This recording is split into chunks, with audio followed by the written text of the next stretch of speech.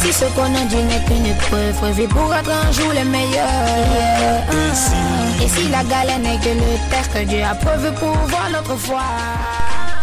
Bonjour très chers abonnés, chers utilisateurs de la partie Sage Immobilisation. Merci à tous et à toutes d'avoir pris le temps à lire, à aimer et à partager les tutoriels que je publie sur ma chaîne ainsi que sur ma page Facebook. Bien sûr, dans le cadre de votre apprentissage et de perfectionnement dans les logiciels de gestion Sage. Aujourd'hui, je vous retrouve dans cet autre tutoriel pour vous parler d'une partie de la gestion des immobilisations. Je veux parler de la cession des biens, donc la cession des immobilisations. Alors, la cession des immobilisations dont nous parlons aujourd'hui est une opération non courante pour une entreprise. Elle procure à celle-ci un produit non courant que vous connaissez déjà, le principe, je n'ai rien à vous apprendre. Mais attention, lorsque votre activité, ou bien l'activité de votre entreprise est la vente par exemple des biens mobiliers, comme les voitures, vous ne parlerez de cession que lorsque vous vendez une autre immobilisation l'ayant servi durablement dans le cadre de ces activités et qui a déjà subi de dépréciation. Voilà. Donc, en fait, je ne vais pas vous faire un cours magistral sur la gestion effective des immobilisations dans une entreprise, mais comme d'habitude, je vais vous montrer comment le faire. Donc, la pratique, la manipulation avec ce module Sage Immobilisation. Alors, et puisque la cession dont nous parlons intervient généralement en cours d'exercice, si l'immobilisation cédée n'est pas encore totalement amortie, il convient alors de lui constater la dernière dotation en respectant bien sûr la règle du prorata temporis. Dans ce cours, nous allons voir deux parties essentielles. Les autres, nous allons les voir dans les cours précédents bien sûr. Comme je vous l'ai dit, je ne peux pas tout vous faire en un tutoriel ou deux tutoriels parce que c'est très vaste lorsque vous prenez un seul module. Bon, on croit généralement que c'est facile. C'est vrai que la partie standard, elle est facile, mais lorsqu'on part en profondeur, je vais vous parler tout à l'heure des trucs que vous pouvez aussi apprendre dans ce module. Donc, dans ce cours, nous allons voir comment enregistrer une opération de cession. Nous allons comptabiliser cette cession et la régularisation définitive de la cession d'immobilisation. Parce que si l'immobilisation vendue n'est pas complètement amortie, la différence entre la valeur d'origine et la somme des amortissements détermine la valeur nette d'amortissement que vous connaissez. Et c'est ce que vous appelez généralement la VNA. Donc cette VNA, la valeur nette d'amortissement évidemment, se transforme en charge non courante que vous constatez ou d'autres même constatent déjà cette charge dans un compte de la classe 6. Voilà, maintenant du point de vue fiscal en matière de TVA, en matière de régulation de TVA sur les immobilisations, donc nous n'allons pas se focaliser sur ça parce que vous connaissez le faire de façon extra comptable et vous allez le faire. Moi, mon objectif, c'est de vous montrer comment le faire ici. Alors, ce qui est possible de faire, vous allez le faire avec moi. Voilà. Mais quand même, qu'à cela ne tienne, je vais vous donner une toute petite idée comment ça se passe. Pour des gens, bien sûr, je veux parler des gens qui viennent juste de s'initier de la comptabilité théorique, même pas en dehors de cette application. Alors, on va donner l'exemple d'une règle fiscale d'un pays quelconque. Donc, par exemple, une règle qui stipule que la TVA récupérable sur des immobilisations n'est définitivement acquise pour l'entreprise que si celle-ci garde son immobilisation pendant 5 années fiscales. Voilà. Donc, vous avez compris. Alors, en poursuivant donc cette règle que j'ai retenue, donc toute cession avant ce délai oblige l'entreprise à reverser une fraction du moins, excusez-moi, de la TVA initialement déduite par proportion aux années non courues. Voilà, donc tout ce que vous allez à retenir ici, ce que moi je peux vous donner, c'est de noter que cette TVA à reverser à l'État représente une charge non courante que vous imputerez et que d'autres imputent même dans un compte de pénalité, amende et fiscale. Et vous connaissez le compte de contrepartie, c'est la classe 4, donc la TVA à reverser sous cession d'immobilisation. Alors c'était juste un tout petit rappel pour rafraîchir la mémoire parce que on oublie généralement.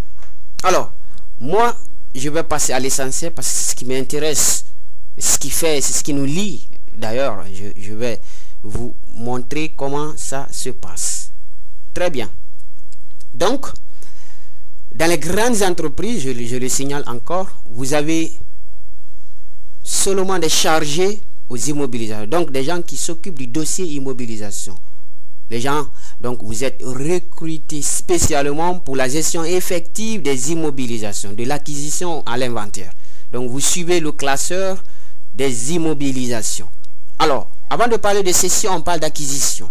Alors, dès qu'il y a une opération de cession, tenez-vous bien, vous allez faire l'état des immobilisations pour voir quelles sont les immobilisations acquises par votre société et quel est le ou les immobilisations qui sont en cours de cession et que l'entreprise doit céder maintenant pour que vous puissiez suivre le dossier. Alors, très bien.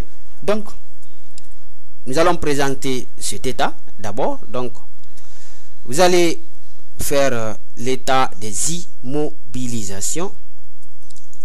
Et voilà. Ici, dans notre cas, nous n'avons que deux matériels de transport, Renault et Toyota. Renault qui a été acquis le 2 janvier et Toyota qui a été acquis le 1er janvier. Voilà. Alors, donc, pour une raison ou une autre, la société décide de céder, par exemple, le deuxième matériel de transport. On s'en fout du motif. Dans le paramétrage, généralement, vous mettez les motifs de cession. Qu'est-ce qui pousse l'entreprise? Est-ce que c'est une vente? Parce que la valeur résiduelle, ou bien, je ne sais pas, c'est une mise en rebut ou une sortie. Voilà. Donc, nous, on s'en fout de ça. Nous allons suivre le processus de cession. Alors, nous allons supposer que ici, Toyota va être cédé. Alors, donc, pour faire la cession, enregistrer une opération de cession, alors vous allez cliquer sur le menu traitement et voilà, donc vous avez cette fenêtre devant vous dans laquelle vous allez enregistrer cette opération de cession. Donc on va aller plus rapidement. Vous avez, tout est clair. Vous avez donc la nature des sorties. Donc si on avait, donc c'est pas une mise en rebut, c'est une vente simplement. Quelle est la date d'acquisition? Pas la date d'acquisition, mais la date de cession. La date d'acquisition dans l'état des immobilisations, vous avez vu que ce matériel a été acquis le 1er janvier. Alors on suppose que à la date du 15, on va prendre 15 novembre. On est au mois d'octobre, mais on va prendre 15 novembre. Peu importe la date de cession, ça ne dépend pas de vous. Le matériel va être cédé, vous n'êtes qu'un gestionnaire, vous utilisez le logiciel et vous n'avez rien à foutre. Vous n'avez pas peut-être une décision à prendre si le bien va être cédé ou pas. Voilà, vous avez les informations sur une fiche que vous allez entrer. La nature des sorties, vous savez que le patron a décidé de vendre le bien, même si le bien n'a pas encore été totalement amorti, et c'est notre cas, parce que vous voyez, il a été acquis le 1er janvier, et voilà, aujourd'hui, nous sommes à la même année, même pas une année complète, c'est-à-dire qu'une année complète, donc le bien doit être cédé. Donc, à la date du 15-11 de 2015, ce bien va être cédé. La quantité, au fait, si les mobiliers de bureau, par exemple, si vous avez acquis 15, vous voulez céder 2, 3, donc la quantité.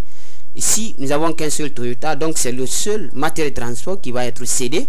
Donc la valeur de sortie, c'est la valeur de cession. Alors, donc on suppose que c'est 52 millions. Donc la valeur d'acquisition, vous le voyez ici, 50 millions francs guinéens, bien sûr. Ça peut être francs CFA, ça peut être dirham, euro, dinar, peu importe. Bien, donc la valeur de cession, la quantité, la règle de TVA, quelque chose qui va se faire de façon extra-comptable, je ne vais pas vous parler de ça. Et le taux dans la zone WADA, je travaille maintenant dans la zone WADA, alors le taux de la TVA est de 18%, ce qui nous donne une valeur de 9 360 000 comme TVA. Bien. On n'a pas besoin de faire le commentaire ici, et peu importe, vous pouvez mettre commentaire, ce qui a causé la vente, et vous mettez de n'importe quoi. Voilà.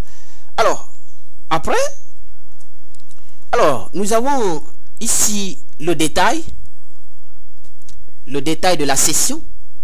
Le détail de la cession avec la valeur d'acquisition, les amortissements économiques, la valeur, vous avez la valeur nette comptable qui s'élève à 41 250 millions et vous avez les 8 750 000 qui représentent la dotation économique, donc la valeur de la dépréciation de cette immobilisation. Alors ici, je ne vais pas vous faire un détail. Laissez-moi vous présenter un état rapidement pour qu'on puisse faire une lecture globale là-bas. Voilà. Donc vous voyez que dans cet état, vous avez le détail de la cession de l'immobilisation. Donc vous avez ici l'immobilisation, c'est notre Toyota. La quantité initiale c'était 1, la quantité restante c'est 0 parce que c'est la même quantité qui a été vendue. Donc vous avez la date de vente, vous avez la TVA, vous avez aucun commentaire. Donc vous voyez la valeur d'acquisition qui est là, 50 millions. Vous avez les amortissements qui c'est là à 8 750 000 et la VNA qui est de 41 250 000. Et ce qui fait ici une valeur nette corrigée de 41 000. Valeur nette corrigée égale valeur nette comptable. Voilà. Et ce qui est important, c'est le plus-value qui a été généré. Alors, ici, on ne va pas détailler trop. Donc, j'espère que ce qui est important, c'est comment enregistrer. Alors, vous êtes beaucoup plus fort en comptabilité et vous pouvez interpréter plus que tout et plus que n'importe qui. Alors, donc, moi, je vous donne juste le chemin. Voilà. Et voilà. Ici, vous avez donc le totaux, 41 250 000, ce qui fait la valeur nette comptable et la valeur CD, c'est 52 millions. Voilà le plus-value qui a été généré, les 10 750 000. Très bien. Donc, après l'opération d'enregistrement de la cession, nous allons voir comment comptabiliser la cession d'immobilisation. Alors, comme dans les cours précédents, je vous ai montré comment faire cette comptabilisation, évidemment. Donc, nous allons passer cette mise à jour. Voilà. Donc, c'est de Toyota qu'il s'agit. Donc, il s'agit de ce véhicule. Là, on va préciser. Et voilà, nous allons faire notre mise à jour. Et voilà, c'est parti. Donc, on va quitter la partie immobilisation et nous allons nous rendre dans la partie comptabilité pour aller faire une lecture comptable. Évidemment que vous travaillez en monoposte ou en réseau, la base est dupliquée en réseau, donc le gestionnaire, le chargé du moins de la gestion des immobilisations ne se fait pas de soucis, il fait son travail, il balance le tout dans la comptabilité. Alors le comptable récupère sans problème. Donc nous allons faire la lecture comptable parce que nous venons de faire une passation comptable. J'ai l'habitude de faire ça avec vous. Voilà, donc nous allons voir qu'est-ce qui s'est passé ici. Voilà, nous avons des écritures. On va être un peu curieux, nous allons voir la dernière. Donc, puisque les amortissements font partie des travaux de fin d'exercice, et vous verrez le détail dans mon prochain manuel, un support de cours que j'ai en train de faire pour vous, les professionnels, et un autre pour les débutants. Voilà. Donc, nous allons être un peu curieux, comme je viens de le dire, pour ouvrir le journal des opérations diverses du mois de décembre et nous allons voir la dotation qui a été comptabilisée de façon automatique. Cette dotation, je vous ai déjà montré dans les cours précédents parce que ça s'est fait en fin d'année. Il comptabilise la dépréciation, une valeur de 8 750 000. Mais c'est pas là le problème. Nous allons faire une autre lecture de notre opération de cession qui a été passée au mois de novembre. Donc il faut absolument ouvrir le journal du mois de novembre pour voir cette écriture. Voilà, donc aidez-moi à faire la lecture de cette écriture. Donc, vous avez cette opération. Nous avons la créance sur cession d'immobilisation qui s'élève à 61 360 000. D'où vient les 61 360 000? C'est la valeur 9 360 000 qui représente la TVA sur la vente. Je n'ai pas besoin de vous donner le détail des comptes. Et figurez-vous bien que ce sont les comptes du plan Cisco WADA, donc les comptes du système comptable ouest africain, donc le plan comptable WADA. Alors, cette TVA, plus vous vous souvenez de la valeur de cession 52 millions qui nous donne la créance sur cession d'immobilisation, créance ou cession d'immobilisation parce que jusqu'ici, le client ne nous a pas réglé. Alors, lorsque le client nous règle, c'est 61 360 000 par chèque ou en espèces, on aurait dû utiliser le compte de trésorerie comme vous le connaissez. Mais puisque il y a une échéance, alors on s'attend à un encaissement quelque part dans notre compte banque. Voilà, donc c'est pourquoi donc cette créance, elle n'est pas comme votre créance d'exploitation pour vos clients ordinaires dans l'activité ordinaire. Voilà. Et vous voyez ici les 8 750 000 et 8 750 000 du moins, ce qui représente l'amortissement de ces matériels de transport. Et vous voyez la valeur nette comptable d'immobilisation, la VNA, qui s'élève à 41 250 000. Vous allez faire un petit calcul extra comptable. Et voilà le compte de l'immobilisation concernée, le matériel de transport 245 qui s'élève à 50 millions, la valeur d'acquisition initiale, donc la VO, la valeur d'origine. Voilà. Et voilà, mesdames et messieurs, chers utilisateurs de la partie siège immobilisation, nous arrivons à terme de ce cours qui a porté sur l'enregistrement de la session et la comptabilisation. Je ne vais pas vous parler sur la régularisation de cette TVA. Et voilà, maintenant, je vais vous retrouver prochainement pour d'autres cours du même module siège, à savoir le virement poste à poste des biens d'immobilisation, c'est-à-dire comment faire l'affectation comptable des comptes d'immobilisation et d'amortissement. Et voilà, donc donc nous allons voir ça plus tard. Nous allons voir comment faire le fractionnement d'une immobilisation. Nous allons voir comment faire la sortie globale de l'ensemble des immobilisations dans une entreprise en cas de cessation d'activité par cette entreprise.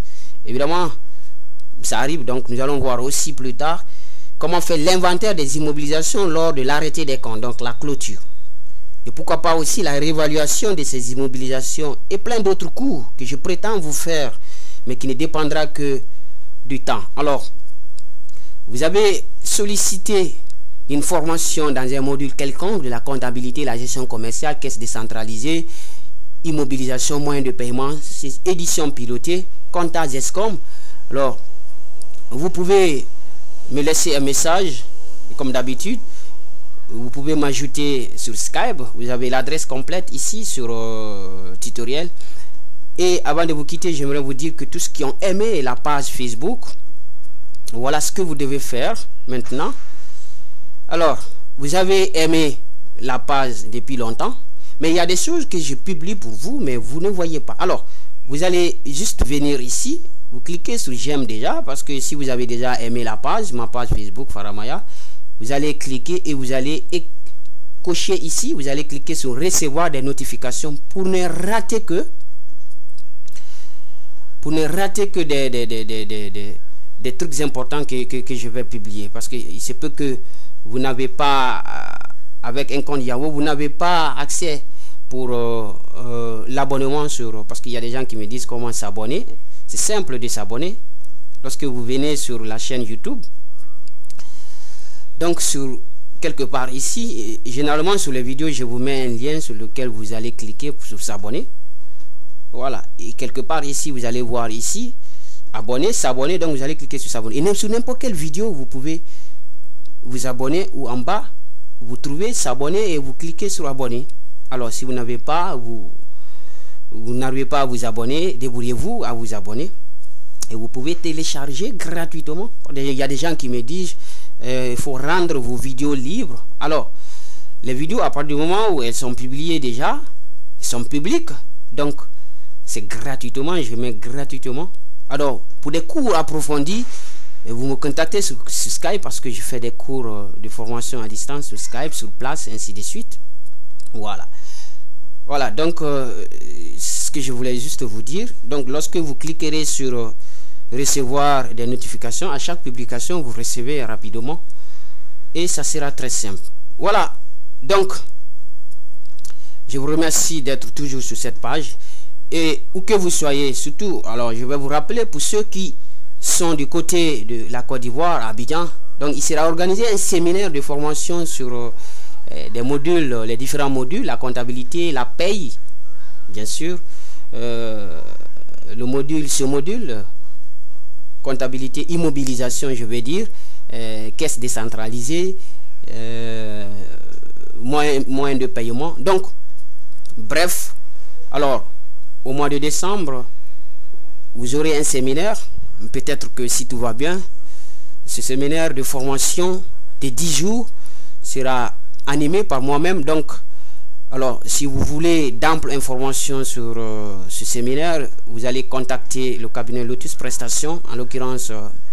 Eric. Donc, vous avez l'adresse complète ici et vous le contactez pour ce séminaire au cas où ça aura lieu au mois de décembre. Donc, vous prenez contact avec lui. Moi, je vous retrouve dans un bref délai pour vous parler de la partie paye ou la gestion des fabrications en gestion commerciale. Donc maintenant, je vais balancer dans le secteur industriel et après vous parler le processus dans les entreprises de services. Allez, portez-vous bien et à bientôt. Est-ce que j'aurai toujours assez de volonté? J'ai pas le temps pour chercher des filles. Faut s'occuper au plus vite de la famille. Finir rapidement les études, c'est notre objectif. Mauvaise fréquentation ou pas, faut rester positif. J'ai pas le temps de faire le malin. Faut s'occuper au plus vite de la famille. Finir rapidement les études, c'est notre objectif. Mauvaise fréquentation ou pas, faut rester positif.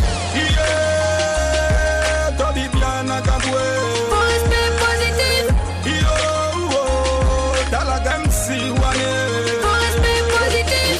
Et si ce qu'on a dit n'est qu'une épreuve, vie pour être un jour le meilleur. Et si la galère n'est que le test que Dieu a prévu pour voir notre foi. Et si la pauvreté n'est pas une malédiction, mais